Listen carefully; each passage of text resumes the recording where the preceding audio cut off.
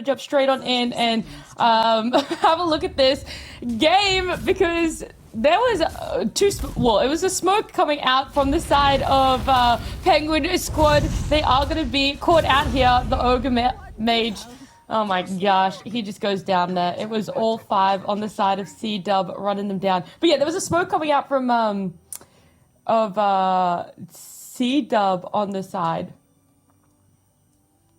I will say thank you. Yeah. But I recognize it is. Look, I'm gonna be so honest with all the viewers here. I have Alex in my ear, but none of you guys can hear her. And she's saying she hates Twitch chat? What?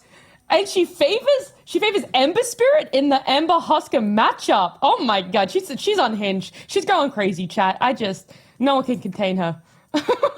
She told me to stop feeding lies. This is probably the best thing ever. There's also a pause, so I guess the players having issues, and I'm having issues with a solo cast. I don't even know what to talk about. I'm going to ask Alex to feed me information that I can repeat to you guys to sound smart. Okay, she said to tell you guys that it's a free Husker game. To be fair, we have seen this Husker Ember matchup before. It was Liquid versus Gaming Gladiators in Western Europe, and it was only one of 2 games in which Liquid lost, in case anyone out there didn't watch Western Europe. There's a fun little tidbit for you. But free Husker game, she said, which means... she got cut off. She got cut off. Alex isn't feeding me any more smart information to say. I don't know what to say, chat.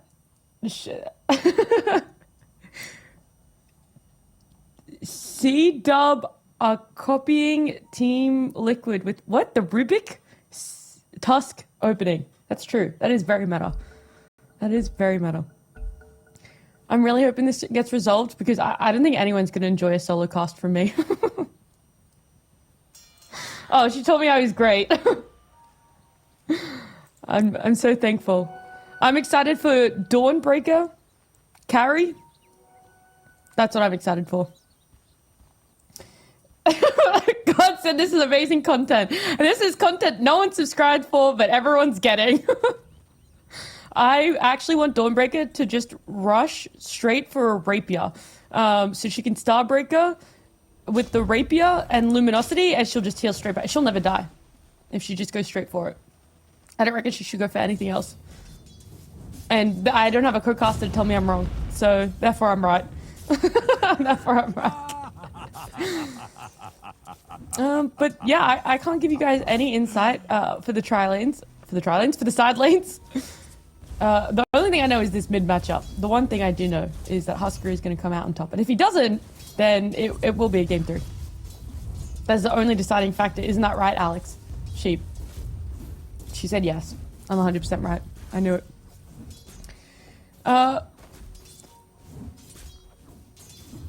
Yeah, I'm struggling. Gods, quickly type something in chat. Feed me information. As we see down in the bottom lane, CM Classic, just all of a sudden just down to 1/3 of her health. Always happens. That's the life story of a CM player. Of a Pos 5. The Scatterblast 2, just annihilating that health. That's a lie, it wasn't really. Oh, at the top though, oh, Lena! That's not what you want from your Lena. She's supposed to be busted and she just dies within the first 2 minutes. It's not good. It's not good. It's not going well for the safe lane of Penguin squad. The Ogre died before the horn even went off. Yelena dies within the first 2 minutes. And then your Snapfire getting gone on, down bot. The Starbreaker is more than enough to just get the kill. So already off to a rough start for Penguin squad. They went for something different. We had the panel talk about it. Different doesn't always mean better though. Sometimes it does. In this matchup, I'm not sure it really does. How do people solo cast all the time? That's a really good question. If anyone in chat could answer that one for me, I would love to know.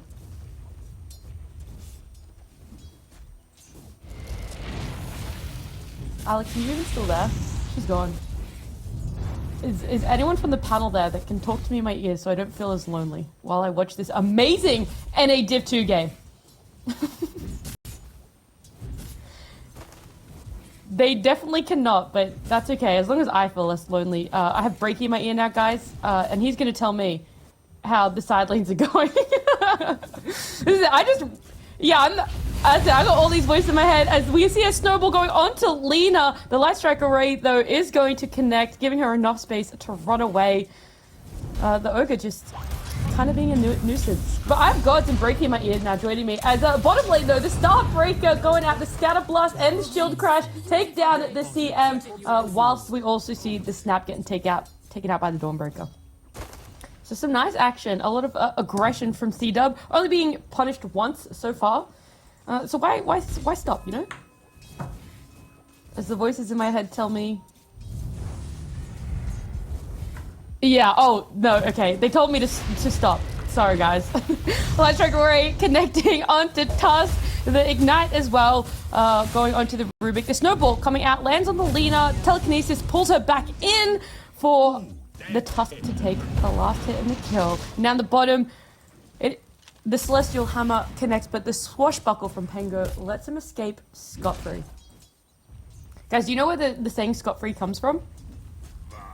Because I don't.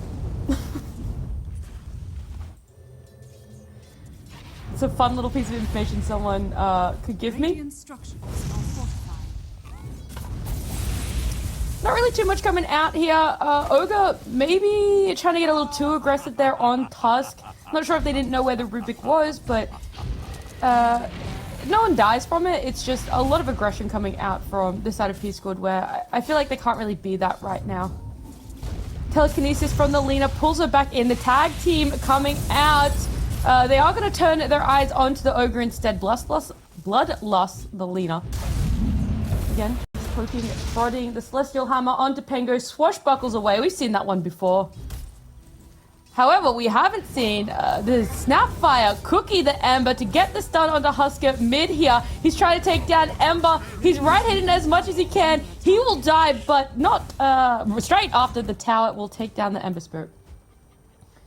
CM just harassing the Pengo. He's being forced straight out of lane to walk away, and knowing Snapfire is mid, Dawnbreaker just having a lot of fun, just getting to free hit here.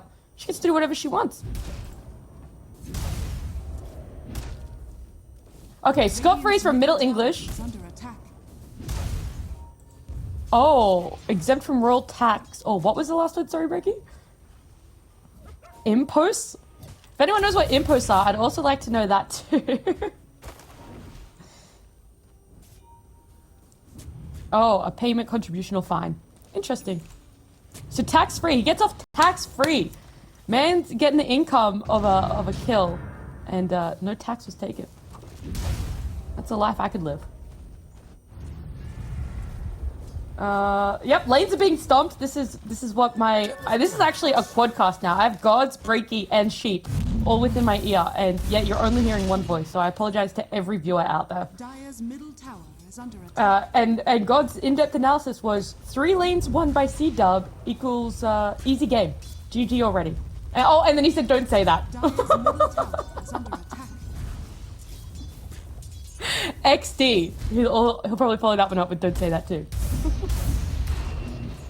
The Starbreaker coming out onto Pengo, and then the Celestial Hammer to follow up this time. So a little bit of a different order. The crit as well will take down Pengo, while Snapfire is just trying to get herself out from a double damage Crystal Maiden. The old XD in chat. Husker, Ember matchup going off again while the Ogre's rotating in. The Ignite onto Husker. We're also seeing CM teleport in here. The Telekinesis in. Gonna right click down the Ogre. I think we're trying to get me a co-caster here. Because PGL are like, oh my gosh, it's Lena! The Starbreaker from Dawn just destroys her. I've seen Lenas have rough games before, but not this patch. Not this patch.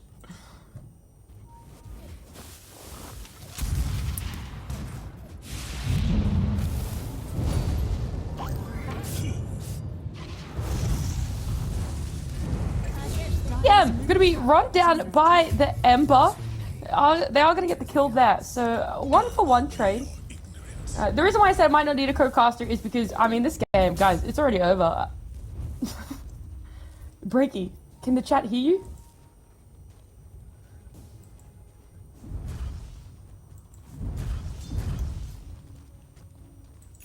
Okay, perfect. Perfect. That is what I like to hear. Would you like to give me some of your thoughts about this matchup? Because we already know CDUB are winning all the lanes right now. But how do you see a way for Penguin Squad to come back in after a 4K lead at 8 minutes? First off, you're doing a fantastic job. Solo casting is not easy, and you're definitely making the best of it, especially considering the issues. So. Wait, Snowball in, and it's gonna be Frostbite is what I saw next. The Ogre just stood absolutely no chance. The Walrus punch too. But sorry, Break, I didn't mean to cut you off there. No, that's very appropriate. Yeah, no, this game, as far as what they can do right now, it's not die as, okay, he's going to be fine there, but very close call. The rotations are key, and right now CDUB is by far winning the rotation game, as they were in game 1 as well. I mean, obviously they have that 4,000 net worth lead, but again, it starts also with the Huskar matchup mid. It's maybe not even as dominant, funny enough, as it could have been on paper, but at the same time, Huskar is still looking great. I mean, he only has that 1 death. He's got the armlet already, farming up the jungle now, and it's just, I don't know if they're going to have enough answers. Snap. Smoked up though, they run into the Dawnbreaker here. This is the rotations, the moves that we were hoping to see them do. Dawnbreaker, she just Celestial Hammers away. Like, if you're smoked up, probably one of the worst people that you want to run into there for a smoke gank. But they're trying. I mean, that's the point. Yeah. But at the same time, yeah, it's one of those cases where you kind of gotta, pick your poison, right? Where nothing really makes the most sense right now, especially with this early deficit and hole that you found yourself in. Mm-hmm. But trying for a kill, at least being active, that's all you could ask for. But I mean, yeah, manning up against the Dawnbreaker right here, it's risky. I mean, itself. The Dawnbreaker was manning up. She was like, oh, the Pango wants to shield crash on me? Nah, dog. That's not how it's going. She faces them and kind of wins because she's still able to defend her tower here and just keep the Ogre and Snapfire in this lane. So they're not really anywhere else on the map while Yolena's trying to jungle because top was just such a free lane for the side of CDUB. Yeah, and you're seeing Lena. Oh no, Lena's in a lot of trouble. Oh, she gets snowballed onto as well as the Warrior Punch with the Frostbite. Oh, she stood no chance. She stood no chance. I mean, that rotation was perfect. Obviously, the timing was great, too. They went behind that tier 2 tower with Ignite. the smoke. Pango gonna roll out here. Let's see how good his driving license is with the Scatter Blast connecting. The Snowball, though, coming out. Gonna save him for any attempts for the Pango roll. Dawnbreaker ulting in here, too. Oh my gosh, with the Warrior's Punch, the Ogre disappears. The Telekinesis back in. The Snapfire Cookie, though, helping him escape there. With the Ember as well, also trying to join this team fight. But the Huskar took his time. He's here. Isn't going to get the kill because the Fade Bolt from Rubik is going to snipe it instead. Shocker, Rubik's having high impact yet again in the hands of Afromoosh. I mean, it's still amazing to me that the teams are still letting, especially one that let him get it in game 1 and he did what he did. But they went, they let him get it again, and we're seeing the end result right here. I mean, yeah, it just comes down to, like I said, P Squad, they're trying to do the right things now in a sense of maybe going for a gank or trying to set up their farm on Lena and the Ancients, but even Pango and here. The Snowball onto the Pango. It's not enough. The Fade Bolt coming out, the Telekinesis on Ogre 2, the Ignite onto Tusk. Huskar jumping in there. He's able to just right-click him down. So much damage.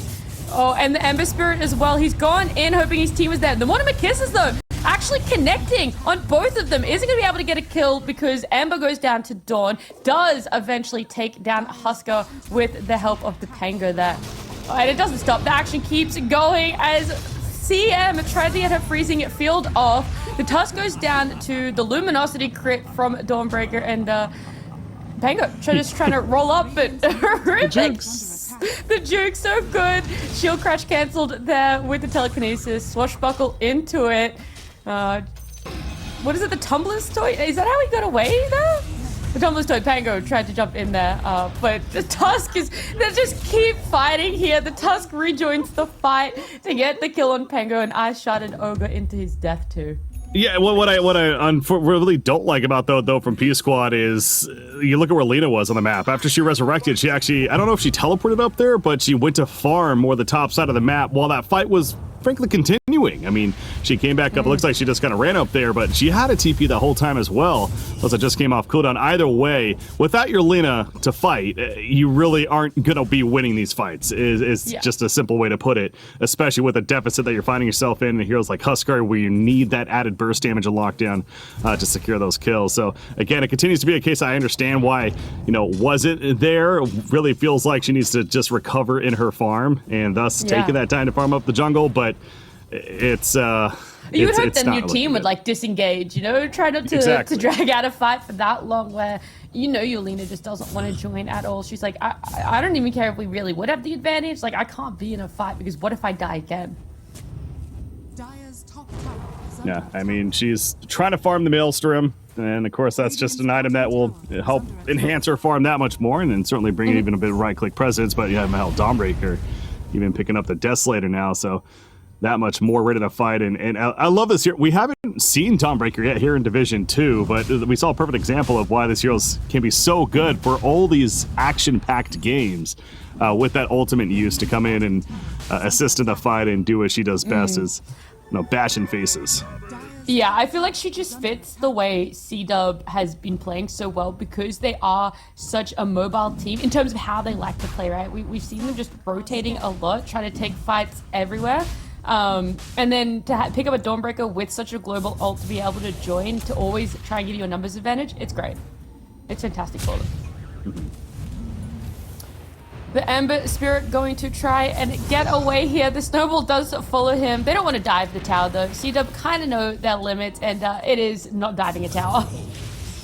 Exactly, yeah. If you're CDUB, very comfortable lead, there's no reason to push any issue, and that was certainly the very disciplined play, especially with Roshan still up. I mean, they're going to allow Huskar to still beat on Roshan and really force Penguin Squad to either make a misplay, and I don't know if Penguin Squad should be trying to defend this, but they are, and they might pay for it. What a great combo. There was the Snowball with the Frostbite, but Tusk, he is going to be caught out there. He's going to get Mortimer kissed to death whilst Huskar takes down the Roche. Dawnbreaker going in there. The Starbreaker takes down the Snapfire eventually.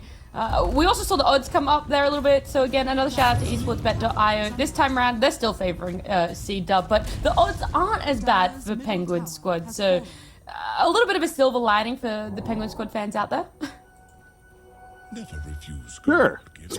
Want to put it that way? We can try that one. It's not like a 1 to 5 odds this time around. It's a 1 to 3, I think it was. Yeah, but they're down even 2,000 more net worth after that fight. They have an Aegis in the hands of Huskar, who they're already having trouble addressing, who has to have a halberd now. By the way, a great disarm tool this game, as well as just that evasion that it inherently brings. I just, again, where is the answers for P Squad? And this kind of goes back to even with the final pick Pango. It's like on paper, okay, they really picked these 3 cores that can all have their chance to scale throughout, but they didn't really pick that true initiator. And I know I mentioned like Tidehunter, and sure there was faults for why Tidehunter might not have been good, but missing out on that Mars-esque hero, which they usually pick, but got banned early in the draft, it continues to show here. And until Pango, I don't know what he has yet, but if he needs that blink, he needs that way to really initiate and create chaos. He has a defusal, so yeah, he's working on the blink. Without the blink, I don't feel like P Squad has much of a hope here. Yeah, he's sort of like moving up with CDUB as well, this Pango. Oh, the Ignite and the Cookie onto CM. She's suddenly going to be burned down and then scatter blasted to death, whilst Pango is rolling up, trying to find the connection onto Huskar here. It's going to be Huskar losing his Aegis. 4 of the Penguin Squad players here. Ignite onto Huskar, Scatterblast 2. I'm not too sure how much they're willing to commit for this one. Don't fight. Be happy with the Aegis kill and get out. Oh yeah, Light Strike Array connecting there. Swashbuckle though from Pango is going to get him out. They're just sort of poking at the moment. They lose that tier 2, so it does make sense that they don't want to commit too much without the safety of a tower, but because of that, CDUB get a tower, a couple kills, and kind of get to just walk away. Yeah, but again, for P Squad, they got the Aegis Birds, making the best of a bad situation. Oh, a blink in with the Morris punch. It's actually going to end up in in Tusk's death himself, with Ogre walking away. The Mortimer Kisses coming out. Husker then jumping on the Ember, the freezing it field from CM. Snapfire Cookies in to cancel it, but Husker's there to protect her. Starbreaker from the Dawnbreaker. You love to see it on the side of CDUB. They lost the Tusk, but he initiated for them, and you get 2 on the side of Penguin Squad. Yeah, so getting a couple right there. And again, I feel like Penguin Squad is considering the deficit they're in, doing enough to at least not let this game completely get out of hand. But the BKB going to be coming for Husker, as we saw right there, and naturally, as it usually is. Great out on Pika. Was thinking about the Ags on the Huskar, but I do feel like the BKB makes just that much more sense. I mean, you look what he's up against. It's going to give him the absolute freedom to move around in these fights and also prevent, plenty of damage outside of the auto attack coming in from Lena and perhaps a little bit of Pango damage. He will be fairly invincible in terms of taking damage, which he's already pretty invincible, it feels like, even without an item like a BKB. So I like to see that switch up there from Huskar and giving more hope for CDUB to close out here in game number 2. Anything else that's really impressed you when it comes to item builds for these players? Even on the side of Penguin Squad, not necessarily just CDUB. Well, so what is Lena going right there? Looks like her own BKB. Again, already with the Maelstrom finishes. She might be in trouble? No, she's gonna get out. She knew. Like, the game senses tingle in there. Yeah. But, BKB for her. But again, it's not the opposite by any means. Certainly still a good item. But they do have ways to still be a threat. Even with the BKB activated on Lena. Not saying that she shouldn't be going for it, but she will still be susceptible, specifically with Tuskar going in, and of course, even Dawnbreaker doing what she can do with all that physical damage, and naturally Huskar too. So it's not going to be the ultimate answer, but at least it is progress for the side of Penguin Squad over there. Where's Ember Spirit at? He went Blade Mail. Interesting. Okay. Yeah, it is something though. You can kind of tell that P Squad again. They rely on Snow to kind of be their carry. From what we've seen so far in this Division 2. And obviously with this draft, that switched things up, and he was in a very difficult Huskar matchup to go with. So seeing him not really play that scaling carry is already a bit different. Now, overall, it hasn't been the most successful for Penguin Squad outside of that first series that they had. So I do like the change up, but it still feels like they're trying to figure it out in terms of having him play more of this, Blade Mail Ember Spirit from the mid lane. Oh, the smoke there with the blink, the Walrus Punch, the Ice Shards, just missing out on trapping that Ogre. So he's trying to run away here, but the Husker and the Tusk were trying to chase him down. He's all good though, just. While his top lane, the Celestial Hammer, the Starbreaker with her shard, giving her the BKB, so none of the chains doing anything there for the side of Ember, but he's fine. He's all good. Yeah, he's going to be good there. I was thinking, honestly, like a Lincoln's, I almost feel like maybe would have rather seen than the Blade Mail for the Ember Spirit, but it's that idea that you want to, obviously, prevent people from choosing you as a target choice / giving you that chance to react initially. So one or the other, even both, wouldn't be surprised to see, especially since they're not necessarily relying on the Ember Spirit to be that true carry. But I assume he too is going for the BKB as well, which again, already gave the opinions on that there. But I like what CDUB's doing. They have slowed down a little bit as I say that they're moving out. We got smoke against smoke, so this could be a big... Yeah. The Ember Spirit sort of being the front liner there. He pops his Blade Mail, his first bit up, and then also the CM ulti coming out, whilst the Dawnbreaker eventually joins in with the Husker to land on the Lena. She goes down. Snapfire Cookie just only delaying what the inevitable is, right? They're just going to keep pushing down this mid. There is nothing more to it. The Ogre being caught by the Ice Shards of the Tusk. He's snowballing up. The Husk joins in. I don't know if they're going to go here. They seem to be pushing up onto the high ground there with the tier 3. He backs off because too deep, guys. We don't need to push this too far. Dire's middle tower.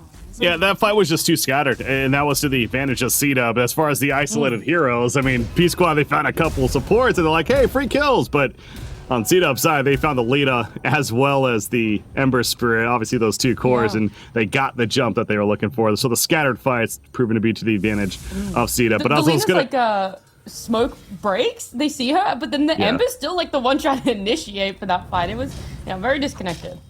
So CDUB though, again, even before that fight, but they're kind of doing that here. You can tell where they're positioning. They're positioning around that Roshan pit on the outside of it. They're controlling the dire jungle. They're waiting for the inevitable. I believe it'd be the second Roshan, second or third. I believe it's second. Either way, they're going to be waiting for it and just playing around that objective. And you like to see. So again, they still lacking on building damage, hard hitting building damage, but that hasn't proved to be a big issue. The best play around that is get hero kills and then building damage. Yeah, the Dawn's, they know where the Ember is. She's trying to chase him down right now. The CM also coming in. Okay, he's perfectly fine. That is the one advantage to an Ember. Oh, Ogre though, he pushes up on that little high ground there into the jungle, and there were 3 CDUB heroes waiting for him. Stood no chance. I mean, if you even just run into the Husky, you're not standing a chance, but with a Tusk there too? Yeah, Ogre just doesn't feel like he's able to do much this game. He is, as he tends to be, especially for position 5, a true Bloodlust bot. I assume he has maxed out Bloodlust. If he doesn't, then I'm almost a little concerned about that. Okay, yes, he is maxed. Okay. So yeah, it's the 414 there. So that's good to see at least. But it's unfortunate that there's not a whole lot else you can rely on him for. But that's just the life of a position 5 Ogre, and your team's behind Ember though. He's in trouble. Oh, the telekinesis onto Ember straight up. Tried to do the star breaker there, but it was stopped, which allowed Ember there to just fire him in a way. Is Roshan up? Yep, it looks like it. So Huskar doing Roshan. Straight on it. There you go. Oh, that was a fast Roshan. That had to be. I didn't notice the yellow timer, but had to be like a minute or less. So free Roshan kill, and there's nothing they can do to stop this. Gonna be. They tried. Joining Tusk, yeah. That was a little Lena, bit too I late, believe. but it's like, yeah, but it's just like, hey, what's up? They're too busy trying to get the Roche. They do end up taking Aegis. It goes straight onto Husk. Husker, no shock there, and the blink from Tusk was just a little bit too late.